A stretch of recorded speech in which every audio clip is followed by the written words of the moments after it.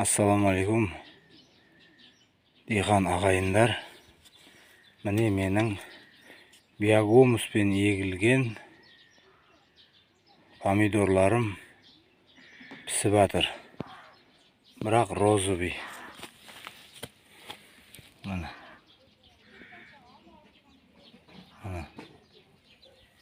Мына көшет Алтынай деген помидор еккен былтыр. Неге?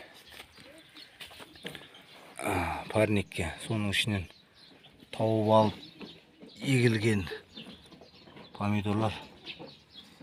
Бұлар бірақ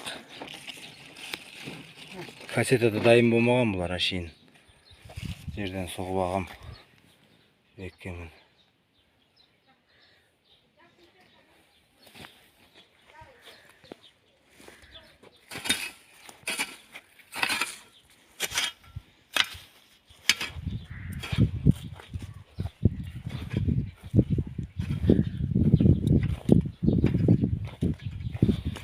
Мына біреу түсіп қапты ғой.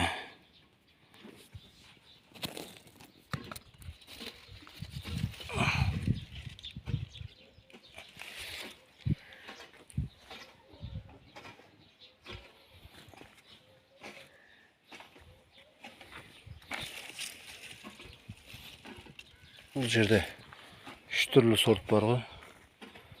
Розовый бар, мына бір помидор бар. Білмеймін қандай сорт екен. Мынау бірақ ұзын болып қана точно Алтынай. Тауып алып еккенмін ішінен, парниктің ішінен. Бұл дәнінен шыққан екен.